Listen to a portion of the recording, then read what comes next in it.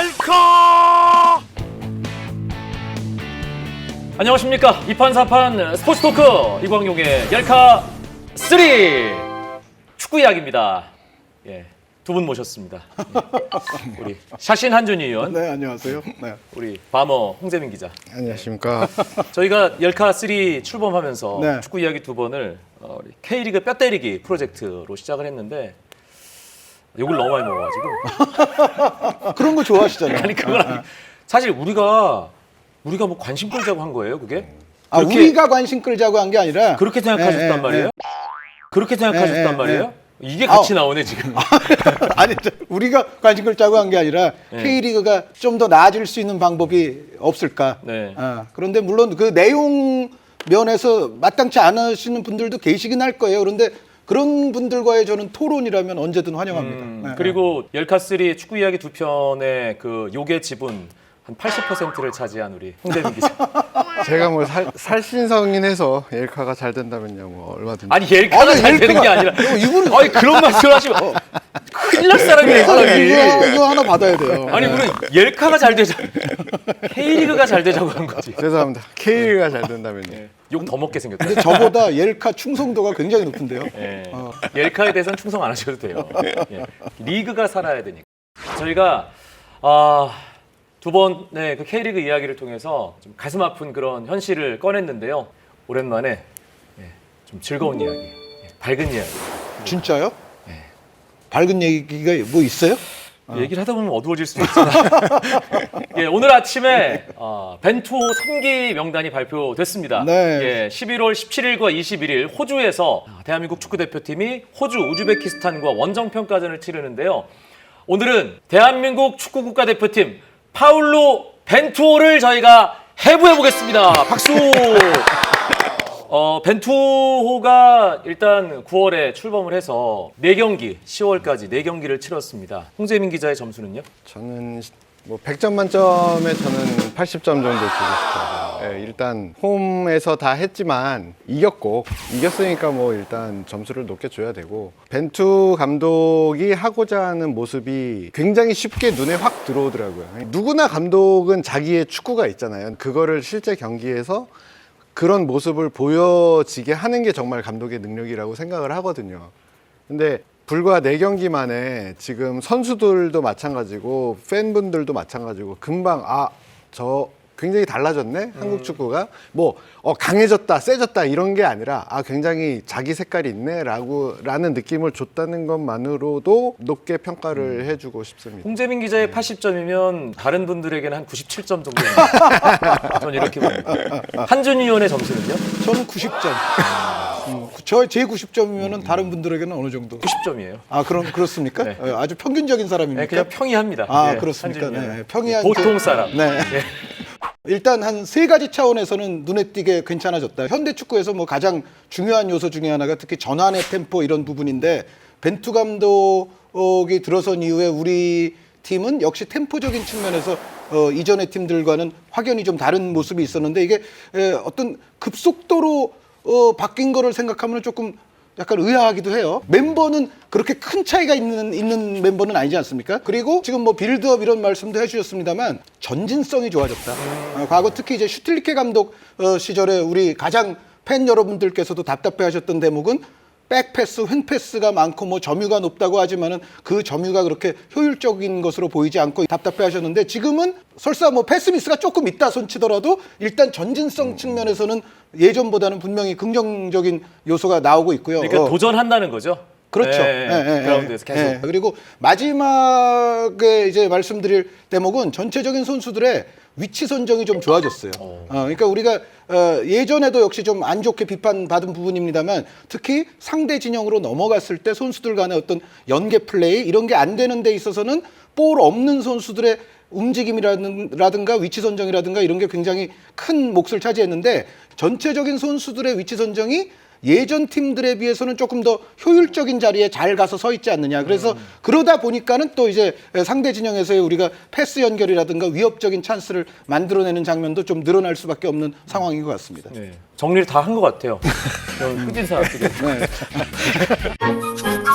옐카 사실은 뭐 축구에 관심을 계속 두셨던 분들은 뭔가 좀 다른데 이런 느낌 분명히 받으셨을 거예요. 근데 사실 한편에서는 슈틸리케도 허니문 기간엔 그랬어. 그렇게 얘기하는 분들 계세요. 근데 사실은 슈틸리케 감독 때도 뭐 우리가 저도 사실 그 책임의 일부를 갖고 있습니다. 그러니까 제가 자체적으로 제가 옐로 카드를 슈틸리케 감독 때 초반에 뭐 괜찮다 이런 소리 한 거는 그때나 지금이나 비슷할 수도 있어요. 어떻게 보면. 그런데 그때는 특히 우리가 월드컵도 실패한 직후였기 때문에 더더욱 뭐 막 더 찬양했을 수도 있는데 객관적으로 이게 좀 다른 게요. 그냥 4경기에서만 비교하면 슈틸리케 감독은 코스타리카에게 졌고 이란에게 졌습니다. 근데 벤투 감독은 파나마 비기고 칠레 비겼지만은 2경기를 이겼잖아요. 그런데 그게 또 코스타리카 우루과이예요. 전체적인 4경기에 비교해서는 이것만으로도 일단 벤투 감독 쪽에 무게가 더 쏠리는 건 사실이다. 한준희 의원이 이런 결과론자인지는 제가 아니 그러니까 2승 2패와 2승 2무니까 2승 2무가 낫다. 아니 내용상으로도 네. 제가 아까 말씀드렸던 그 전진성이랄지 템포랄지 이런 부분은 슈틸케 감독에게는 초반부터 그렇게 강하게 보이진 않았다. 근데 그래서, 그때 왜 이렇게 칭찬을 하신 거예요? 그때는 그러니까 제가 이거 받았잖아요. 제가 이거 받고 왜 꽂으세요 여기다가? 제가 이거 받고 하는데 네. 그때는 일단 이제는 웬만하면 이 슈틸케 감독으로 좀 장기적으로 가서 우리가 브라질에서의 악몽을 되풀이하지 말자 이런 약간의 공감대 형성이랄지 뭔가 그런 것 때문에 너무 조금 약하게 했어요. 네. 그런 거는 분명히 있었고 저도 책임이 있습니다. 여기서 이제 홍재민 기자 그 누구보다 냉정하고 날카롭게 뭔가 빈틈을 파고드는 그런 기자 정신 팩폭 아티스트인데 4년 전에 어땠습니까? 돌아보죠. 검색하면 다 나옵니다. 이제서야 말씀을 드릴 수 있는데 코너 속의 코너. 이제는 말할 수 있다. 그때는 정말 말씀하신 것처럼 분위기가 너무 안 좋았거든요. 너무 안 좋았고 뭔가 희망을 가져야 되는 시기였고 또 새로 출발하는 허니문이니까 허니문부터 또 시어머니 또 이 노릇을 하면은 구박을 하면은 저희가 좀 안 되겠다 싶어서 그런 측면에서 좀 이렇게 좀 잘 뭐라 그러지 가공된 이 기사가 나간 측면이 그래도 슈틸리케 학습 효과가 있기 때문에 저희한테는 너무 이 축배를 들지 말자라는 뭐 공감되는 팬분들도 있으실 거고 저희 언론도 있을 거라고 생각을 하는데 그럼에도 불구하고 벤투 쪽은 좀 뭔가 새로워요. 어떤 면이 새롭냐면은 굉장히 디테일해졌어요, 훈련이. 그러니까 선수들 사이에서도 지금까지 이렇게 디테일하게 가르쳐주는 그 코칭 스텝은 없었다는 거예요. 그러니까 예를 들어서 세트 플레이스 수비할 때, 공격할 때 뭐 측면에서 원투 패스를 이용해가지고 상대 뒷 공간을 노리는 이런 플레이 하나하나에 대해서 모두 메뉴를 갖추고 있는 거예요, 훈련. 이런 플레이를 실전에 적용하기 위해서는 이런 훈련 플레이 그 메뉴가 있어야 된다.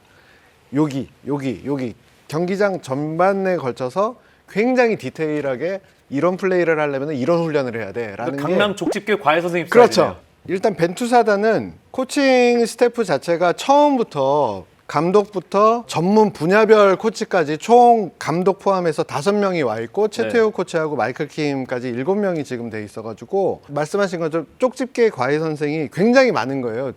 포지션별로 분야별로 너 이럴 때는 이렇게 해야 돼. 저럴 땐 저렇게 해야 돼. 전반적으로 4-2-3-1에서는 이렇게 해야 된다가 아니라 그렇게 말도 하지만 세세하게 정말 그 위치별 상황별 훈련 메뉴를 다 갖고 있는 거예요. 그러니까 그런 면에서는 정말 선수들 입에서도 그런 얘기가 나오면은 굉장히 그건 긍정적인 신호로 받아들일 수밖에 없죠. 근데 이제 제가 저는 사실 대표팀 감독 선임 과정에서 제가 뭐 아는 게 있어도 정말로 한 글자도 얘기를 안 했거든요. 잠깐만 여기서 이제 우리 한준희 의원의 정체를 다시 한번 우리 저요? 대표팀의 축구협회 감독 선임위원회의 정보 전략 정보전략위원. 마지막까지 좀 유력했던 후보가 4명이에요.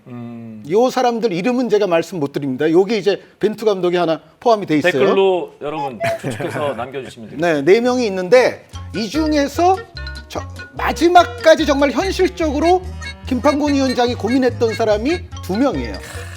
2명인데 그 중에 이제 한 명의 경우가 어떻게 보면 감독 경력은 벤투 감독보다도 조금 위라고 볼 여지가 충분히 있고 뭐 1대1로 스무고개 하시는 거예요? 아니 그러니까 이걸 맞추라고 얘기하는 게 아니라 벤투 감독도 이제 본인도 아마 알고 있겠죠. 알고 있겠지만은 벤투 감독이 대한민국 땅을 밟을 수 있었던 가장 큰 원인은 코치진 때문이에요. 그 벤투 사단에 더 네. 현대 축구에서 선수들에게 가장 일차적인 소속 집단은 소속 클럽일 수밖에 없거든요. 예전에는 또 뭐 대표팀을 더 우선시하고 이런 문화도 좀 있었습니다만 지금의 전 세계 축구에서 일단 다 클럽이 먼저인데 근데 클럽에서 이제 대표팀에 차출돼 왔을 때 대표팀에서도 뭔가 자신이 더 배워가는 게 있으면은 이보다 더 좋을 때가 어디 있어요. 그러니까 국가를 위해서 봉사도 하고 거기에 이런 것도 또 더 가르쳐 주네. 이거 정말 좋잖아요. 그런데 요즘 보면은 그 선수들이 그 파주에서 그런 거를 느끼고 있다고 합니다. 그러니까 결국은 이 코치진의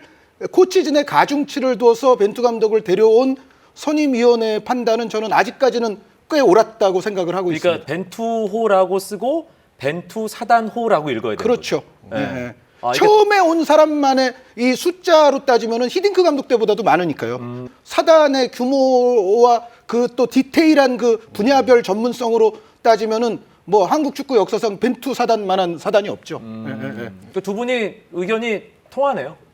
네. 처음인가요? 근데 사실 한편으로는 저는 이것도 약간 거품은 껴있다고 생각을 하거든요. 지금의 대표팀에 대해서 이제 뭔가 돌아가는 열광적인 분위기 여기에 대해서는 홍재민 편집장이 좀 냉정하게 좀 짚어주시면 어떨까요? 뭐 아무래도 이제 슈틸리케 감독 공교롭게도 슈틸리케 감독 때도 저희가 인천 아시안 게임 금메달을 땄어요. 그리고 지금도 이제 그 똑같이 아시안 게임 금메달을 땄는데 아시안 게임 금메달 이른바 버프가 정말 너무 커요 지금 사실. 예, 그리고 좀 황이죠. 뭐 특히나 이제 금메달 저희가 이 전통적으로 사랑하는 금메달과 지금 대한민국 최고의 슈퍼스타 손흥민과 그 다음에 뭐 어린 그 소녀 팬들을 이끌고 있는 이제 이승우와 자카르타 팔렘방에서 대박이 터지고 나서 그 흐름이 그대로 벤투호로 넘어왔거든요. 그러니까 가뜩이나 벤투호는 새로 출발하니까 기대감이 생기는데 여기에 모든 호재가 정말 풀 패키지로 그대로 간 거예요. 벤투호로. 그래서 지금 보면은 홍경기 뭐 현장에도 가셨겠지만 홍경기 가면 정말 분위기가 월드컵 분위기가 그대로 나는 거예요. 이런 분위기를 계속 이어나가기 위해서는 아시안컵도 굉장히 중요하죠. 그래서 저는 사실 벤투 감독에게 초반부터 당신 무조건 이겨라고 하기는 싫지만 이 분위기 잘 이어가려면 정말 아시안컵에서 저는 개인적으로 무조건 우승을 해야 된다고 생각을 해요. 아, 이 분위기를 그대로 이 느낌 그대로 가려면. 예. 아. 저는 제일 걱정스러운 게 슈틸리케 감독이 그래도 준우승을 하지 않았습니까? 그렇죠. 그런데 만약에 벤투 감독이 준우승에 약간 뒤지는 뭐 4강 이런 성적이 나오면 그 슈틸리케만도 못한 거 아니냐라는 얘기는 저는 그거는 하지 말았으면 좋겠어요. 근데 나올 수 지금 아시안컵 있어요. 성적 얘기가 했길래 말씀드리는 거지만 그거보다는 조금은 더 봐야 된다. 슈틸리케 감독과 비교했을 때 뭐 비슷하거나 혹은 약간 이하가 나오더라도 일단 내용에 좀 더 집중을 하면서 거기에 대해서 너무 뭐 난리 나지는 않았으면 하는 바람이 지금 대회 전부터 조금 드네요. 네. 예. 바로 오늘 오전에 벤투 3기 명단 발표됐습니다. 손흥민도 없고 기성용도 없고 이승우도 없고 몇 명 안 보입니다. 이재성 선수 빠졌네요. 이재성 선수도 네. 없더라고요. 장현수 선수는 이제 대표팀에서 못 보게 됐고. 그건 장현수 선수 제명은 그거는 아주 타당했다고 봅니다. 아주 이거는 축구협회가 결단을 저는 잘 내렸다는 생각이에요. 아주 타당했고 축구협회가 의당해야 될 것을 잘했다. 우리 네. 홍재민 기자는요? 실력 여하 불문하고 이번 건에 대한 거는 뭐 반론의 여지가 없죠. 예. 어쨌든 여기서 기성용 선수, 이재성 선수는 배려 차원입니다. 예, 기성용 선수, 이재성 선수는 보다 이제 소속 클럽에서 더 잘하고 또 이재성 선수 같은 경우는 또 부상도 그 전에 좀 있었기 때문에 지금은 소속 클럽에 좀 더 해야 될 시기다라고 이제 벤투 감독이 판단을 한 것 같고요. 그리고 이제 손흥민 선수는 사전에 약속이 돼 있었죠. 손흥민 선수는 아시안 게임 하는 대신에 이번 평가전들 그리고 아시안컵에서도 아마 초반부에는 좀 안 부르는 쪽으로 하는 걸로 이렇게 손흥민 선수는 약속에 의한 것이고 이제 문제는 이승우 선수가 아마 화제의 주인공이 될 텐데 저는 이승우 선수 이번 탈락은 타당하다고 봅니다. 네, 저는 타당하다고 봐요. 그러니까 아니 그 아이돌 잘못 건드리면 월드컵 이전에 이승우 선수 발탁할 필요 있다. 아주 제가 강하게 나름 얘기를 했었어요. 근데 저는 그때와 지금은 상황 자체가 좀 다르다. 이승우 선수가 이때는 또 세리에아에서 모처럼 뭐 골도 터뜨리고 네, 이제 맞아요. AC 밀란 전이었죠. 경기력을 나름 네, 보여주고 시즌 막판에. 있었던 즈음이었던 것과 거기에 또 플러스 그 당시 우리 대표팀의 상황은요. 뭔가라도 변수를 창출할 수 있는 좀 다른 스타일의 선수가 하나 필요했습니다. 팀 자체가 정말 장기간 너무 정체돼 있었고요. 거기에 막판에 주요 공격 자원들 막 빠져나가고 있었고요. 이런 상황에서 이승우 선수가 지니고 있는 특성과 장점과 스타일이 요때는 정말 뭐 조커가 됐건 뭐가 됐건 간에 대표팀을 뭔가 분위기를 일신하고 정말 비상수단이라도 뭔가 사용할 수 있는 차원에서 저는 이승우 선수가 꼭 그 당시는 필요하다고 생각을 했어요. 그런데 지금은 그럼 상황이 뭐가 다르냐? 근데 이제 문제는 이승우 선수가 아시안 게임에서 또 공헌을 한 건 큰 공헌을 하기는 했습니다만 결정적인 어쨌든 골을 얼마나 많이 예, 넣었어요. 맞아요. 그런데 그럼에도 불구하고 그 이후에 그러니까 8월 이후부터 이승우 선수가 지금 세리에 B에서 너무도 출장이 적습니다. 지금 코파 이탈리아 포함해서 5경기에 나왔는데 리그는 4경기죠. 근데 그나마도 이게 출장 시간이 너무 기본적으로 적고 그 월드컵 이전에 좀 보여주던 그런 정도의 경기력 또 나오지 못하고 있어요. 나오지 못하고 있는 상태인데다가 또 한 가지 결정적인 차이가 뭐냐면 지금은 완전히 지금 벤투 감독이 이제 새 출발, 새 판을 깔고 팀을 하나하나 만들어가는 상황 아닙니까? 그렇다면은 지금은 벤투 감독이 원하는 스타일의 선수, 벤투 감독의 판단 이런 것이 저는 더 우선시가 돼야 된다. 그러니까 지금 그때는 정말 비상수단과 변화와 뭔가 좀 번쩍하는 그런 게 우리가 좀 필요했던 그런 상황이라고 한다면 지금의 상황은 벤투 감독이 차근차근 벽돌을 하나하나 이제 맞춰서 쌓아가는 과정 아닙니까? 그런데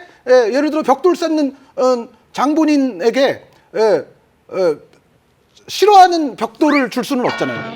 싫어하는 이승우는 싫어하는 벽돌이다. 이승우 싫어하네. 야, 이승우는 말이 약간- 벤투 감독이 싫어하는 벽돌이다. 오늘 타이틀 나왔습니다. 아니 오늘- 그러니까 원하지 않는 지금 당장 순간 그런데 벤투 감독이 영원히 또 뭐 이승우 선수를 원하지 않을 거냐 저는 그 얘기가 아니라요. 현재 자신이 이 부임 초기에 팀을 조금씩 만들어 나가는 과정에서는 지금의 그렇게 출전 못하고 있는 이승우 선수라면은 벤투 감독이 지금 반환을 내린 거 아닙니까? 그거는 벤투 감독에게 우리가 뭐라 할 이유가 전혀 없고 제가 봤을 때는 그거는 일리가 있다. 자기가 지금 가장 밑 바닥부터 벽돌을 쌓고 있잖아요. 그런데 거기서 어떤 색깔 벽돌을 선택할지는 그거는 쌓는 사람에게 그거는 우선권이 있다는 생각입니다. 자, 홍재민에게 이승우란? 일단 저는 이승우 선수를 굉장히 높게 평가를 하고요. 높게 평가해야죠. 굉장히 좋은 선수죠. 연령별 에이스를 계속 해왔는데. 축구 선수가 보면 실력이 있고 경기력이 있는 거죠. 실제 실력, 실제 개인기, 실제 개인 기량이 아무리 뛰어나도 경기를 못 뛰면은 경기 중에는 써먹을 수 있는 그 한계가 분명히 있는 거죠. 그게 체력일 수도 있고 몸싸움일 수도 있고 순간적인 이 움직임일 수도 있고 볼 터치일 수도 있고. 근데 그런 면에서 지금 이승우 선수는 소속팀에서 너무 출전 수가 너무 적어요. 예, 너무, 여기서 그럼 김영권은 이런 얘기 나올 수 있거든요. 김영건 같은 선수는 그럼에도 불구하고 그러니까 이승우 선수는 저희가 냉정하게 보면은 성인 무대에서 풀타임을 지속적으로 뛴 적이 단 한 번도 없는 선수예요. 공격 자원 자리는 경합이 좀 더 심하다고 보는 거죠. 벤투 감독이. 그건 나름 합리적인 판단이 있어요. 그러니까 김영권 선수 수비 쪽은 김영권 선수가 그래도 필요하다. 다른 선수들에 비해서. 간단하게 그거네요. 왜 이승우를 안 썼죠? 다른 선수들이 잘하니까. 왜 경쟁이 김영권을 심하다. 쓰죠? 김영권이 더 잘하니까. 그거네요. 대표팀에서도 성인 A 대표팀에서 보여준 건 그러니까 실력이 없다가 아니라 보여준 적이 없어요. 그러니까 지금 잘 생각해 보면 아시안 게임도 연령대별 대회죠. 결국에는 U20도 연령대별 대회죠. 일본을 상대로 정말 말도 안 되게 메시 골을 넣었을 때도 연령대별 16세 대회. 때. 예, 굉장히 예. 낮은 대회예요. 그 하나 했던 예. 게 이제 그 온두라스전에서 예. 어시스트. 아, 그렇죠. 공격 포인트가 예. 하나 있었어요. 그리고 예. 정말 번뜩임, 플래시 같은 번뜩임은 있었는데 축구는 저희가 보면 90분짜리 경기잖아요. 축구 선수는 당연히 90분을 풀로 뛸 수 있는 체력을 갖고 있어야 되고 그 체력이 같이 세트로 집중력이 유지가 돼야 되고 기량이 유지가 돼야 되는데 이승우 선수는 그러지 못하는 선수입니다가 아니고 그래 본 적이 없어요. 성인 무대에서. 선수는 전적으로 감독의 전술과 기량, 실력을 기본으로 해. 그 다음에 감독의 전술, 감독의 스타일에 맞는 선수를 뽑는 거잖아요. 신태용 감독이 왜 이승우를 뽑았겠어요? 이후 20대부터 보니까 자기가 생각하는 축구, 자기가 생각하는 전술에 요 부분에 딱 맞는 선수인 거예요. 근데 이제 벤투 감독에게는 지금 현재 새로 출발하는 판이고 이승우 선수가 실제로 이제 이승우를 데리고 와가지고 훈련에서도 보고 경기 집중해서 아주 잠깐 보고 했는데 스타일이 다를 수 있고 맞지 않을 수가 있다는 거죠, 충분히. 이번에 3기에 새 이름들이 좀 있어요. 아, 이 선수는 이번에 한번 반짝할 거다. 간만에 예, 깜짝 피묻히기 한번 갈까요? 예. 아, 요 반짝할 선수는, 선수요? 예, 완전 새 얼굴이라면 일단 후보를 좀 그러니까 뭐 정해봅시다. 이렇게- 예, 김문환, 권경원, 정승현, 권경호 네, 선수 이번에 첫 발탁이니까 뭐 이유현, 박지수, 예, 김정민, 예, 그렇죠. 나상호, 이진현 선수도 아직까지는 뭐 뭐 그렇죠. 새 얼굴급이라고 예, 봐야 이진현 되고, 선수도 그렇고요. 네, 뭐 예. 이런 선수들 중에서요. 예. 반짝할 사람 저는 이청용 선수가 반짝할 것 같은데요. 새 얼굴이잖아요. 아, 이청용이 새 얼굴이네요. 네. 최근에 이청용 선수 플레이하는 모습을 보면 상당히 과거의 센스를 그래도 어느 정도 회복한 듯한 인상이 있어요. 그러니까 가시적으로 나타나는 뭐 등으로 쳐서 뭐 어시스트 이런 거 말고 전체적인 이제 그라운드 안에서의 플레이를 보면 이청용 선수가 이제 확실히 몸도 올라왔고 심리적으로도 올라왔고 그러면서 과거에 본인이 지니고 있었던 센스의 일부분들이 이제 다시 좀 나오는 그런 측면이 있어요. 이청용 선수야말로 지금 요번에 한번 벤투호에 뭔가 창의성을 좀 불어넣을 수 있는 자원 아니냐. 그리고 이재성 선수가 또 없잖아요. 그래서 이청용 선수는 제가 봤을 때 무조건 이번 두 경기에서는 플레잉 타임은 주어질 걸로 보이고 여기서 그래도 이청용 다시 한번 이청용 이런 걸 한번 봤으면 하는 바람도 있습니다. 한준이 형 괜찮았어요. 네, 이 네. 대답. 벤투호 새내기 이청용. 이청용 새내기. 예, 신예 네. 이청용. 우리 홍재민 기자는 누구를 꼽을지. 이청용 선수는 안 됩니다. 제가 이청용 이름 옆에 지금 별표를 2개 해놨었거든요. 요거 먼저 해서 제가 사는 거예요? 줄을 잘 서야 돼. 네. 빼앗겼고요. 네. 그러면은 저는 두 번째 카드로 저는 이진현 선수 꼽고 싶어요. 이진현 선수가 U20 때부터 뭔가 자기의 잠재력, 실력에 비해서 기회를 좀 못 받는 듯한 느낌을 주는 선수였거든요. 유럽에 가서도 유럽 진출이라는 기회까지 얻었음에도 불구하고 또 거기서도 기회를 얻지 못했고 결국 돌아왔고요. 결국 돌아왔죠. 근데 돌아온 것 자체도 저는 굉장히 칭찬하고 싶어요. 유럽의 뭐 일반적인 이 분위기가 유럽 한번 나가면은 나갔다가 돌아오면 다시 나가기 힘드니까 나갔을 때 최대한 버텨야 된다라는 지금 약간 누구를 저격하는 것 같은데? 뭐 별표 그런 거 두개 아니다. 선수 그런 거 저격하는 거 아니다. 그런 거 아닙니까? 아니다. 지금? 근데 그런 분위기에 휩쓸리지 않고 과감하게 돌아왔다는 거에 대해서 굉장히 좀 잘했다고 저는 칭찬을 해주고 싶고 포항에서 그러니까 경기 시간이 늘면 늘을수록 잘해지는 게 눈에 확 보이는 선수들이 있어요. 보면 기회를 잡는 건데 이른바 그게 지금 가장 대표적으로 이진현 선수라고 보이거든요. 그리고 이진현 선수가 중앙에서 볼 터치라든지 패스 시야라든지 황인범, 이진현 이런 선수들이 정말 저희가 한국에서 그렇게 쉽게 나오기가 힘든 자원이라고 생각을 해요. 스타일 자체가. 그러니까 이런 선수가 커지면은 그만큼 그 팀의 플레이가 세련돼지는 거예요. 예, 창의적이 되고. 그리고 우리는 항상 뭐 뛰기만 하고 몸으로만 축구하고 이런 거에 익숙해 있는데 그런 좀 그 낡은 이미지를 좀 고쳐주려면은 이런 선수들이 좀 많이 나와줬으면 좋겠어요. 이 축구를 어떻게 지켜봐야 되는지에 대해서 뭔가 꿀팁 조언. 예. 아시안컵 찍고 그 이후에 뭐 그런 얘기를 좀 해보면 어떨까요? 추가적으로. 전술적으로 지금 보여준 내용이 계속 가는지 안 가는지를 지켜보면은 굉장히 관전 포인트일 것 같고요. 그러니까 첫 4경기에서 보여줬던. 그렇죠. 예. 예를 들어서 원정에서도 동일한 경기력을 유지할까?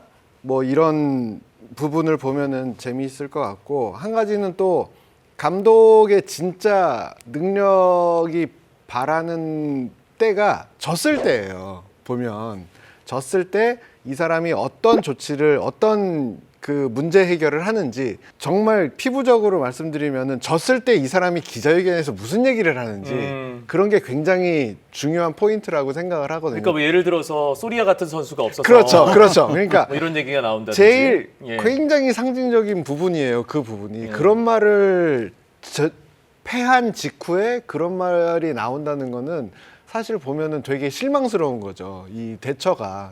근데 벤투 감독이 아직 진 적이 없기 때문에 이 감독이 뭐 호주 원정이라든지 뭐 그 전에 평가전이 있을지 없을지 모르겠지만 어쨌든 위기가 닥쳤을 때 어떤 반응이 나오는지가 굉장히 좀 흥미로워요. 저는 관심이 많이 가요. 예. 예.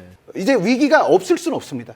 이게 뭐 아시안컵에서 올 수도 있고 당장 뭐 호주 평가전에서 올 수도 있고 그 이후에 올 수도 있고 위기가 없을 수는 없는데 그때 이제 얼마나 유연하고 합리적인 그러니까 우리가 예를 들어 저는 히딩크 감독이 예전에 막 져서 막 그때 뭐 비난도 많이 받고 5대0 시절. 그랬던 적도 예. 있지만 히딩크 감독은 기본적으로 리더가 갖춰야 될 여러 가지 요소 중에서 웅변술이 정말 뛰어난 사람이에요. 예를 들어서 뭐 월드컵 50일을 남겨놓고 우리 팀은 지금 50%밖에 안 됩니다. 그러나 오늘부터 하루에 1%씩 추가해서 우리가 6월에는 세계를 깜짝 놀라게 할 겁니다. 뭔가 이런 말을 리더가 던지잖아요. 그러면은 듣는 사람들이 아 그래 여태까지는 조금 그렇긴 해도 이런 사람이면 한번 그래도 좀 더 믿어볼만 하겠어라는 그런 느낌을 주게끔 이야기를 사람을 하거든요. 홀리게 만드는. 그게 있어요. 믿음직한 리더로서의 모습. 저는 경기력도 경기력이지만 대표팀 수장은 이 덕목이 꼭 필요하다고 생각이 돼서 그리고 벤투 감독이 이제 아시아의 국가대표팀들과는 이번 호주 평가전부터 어떻게 보면 첫 조우를 하게 돼 있습니다. 뭐 중국 리그에 잠깐 있긴 했지만은 아시아 국가대표팀들과 경기를 하진 않았잖아요. 그런데 아시아 팀들도 상당히 만만치 않은 팀들이 많고 당장 호주, 우즈베키스탄도 만만치 않은 그러니까 벤투 감독이 아시아 팀들이라 할지라도 요 팀들에 대한 정말 아주 깨알같이 디테일한 분석 속에서 정말 이 팀들의 장단점을 제대로 파고 들어야만이 아시아 팀들과의 경기에서도 우리가 좋은 결과를 거둘 수 있다. 그러니까 설마 그렇지 않겠지만 벤투 감독이 어쨌든 아시아 팀들 국가대표팀 맞이하는 건 이제 처음이기 때문에 이 팀들에 대한 어떤 분석 이런 거를 유로 2012 수준으로 사실은 해줘야 된다. 요 두 가지 말씀을 드리고 싶어요. 네. 자, 한 줄 요약으로 마무리하겠습니다. 홍재민 기자. 경기장 밖에서 벌어지는 일에 대해서 귀를 닫아주세요 라고 하고 싶어요. 벤투호는 경기장 안에서 벌어지는 일에만 신경을 쓰고 당분간은 댓글 보지 마시고 뭐 전임자께서 이제 경기 후 버스 타자마자 맨 먼저 댓글을 확인하셨다는 그런 전설이 있지 않습니까? 뭐 진실인지 아닌지 모르겠지만 일단 그런 소문이 있었고 그러니까 댓글 보지 마시고 언론 뭐 보도에도 흔들리지 마시고 플러스 분위기에 너무 취하지 마시고 그랬으면 좋겠습니다. 또 뼈를 마지막에 또 때리는 홍재민 기자의 한 줄 이야기였고요. 지금처럼 하시면 되고 그러나 홍재민 기자 이어서 말씀드리자면 사람은 잘 되고 있을 때 조심해야죠. 잘 나갈 때 조심해야 된다. 그러니까 이거는 뭐 연예인이 됐든 정치인이 됐든 다 비슷한 것 같아요. 잘 나가고 있을 때 조심해야 되고 그리고 나중에 어떤 조금 이제 위기나 이런 게 왔을 때 유연성과 합리성 그런 부분도 좀 잊지 마시길 당부드립니다. 또 유연성과 합리성 하면 또 우리 한준희 의원이죠. 그래요? 여기까지 굉장히 하겠습니다. 높게 평가하시네요. 예. 벤투 11월 17일과 21일 호주 원정 평가전 한 경기는 또 KBS에서 중계 방송하니까요. 어떤 경기 치르는지 또 상황마다 벤투 감독이 어떻게 대응하는지 지켜봐 주시고요. 오늘 좋은 댓글 남겨주신 분들 가운데 저희가 또 세 분 선정해서 월간 축구 전문지 포포투의 6개월 정기 구독권 드리겠습니다. 옐카 축구 이야기는 A매치 끝나고 돌아오겠습니다. 고맙습니다. 고생하셨습니다. 이건 가져가시면 안 돼요. 알았어.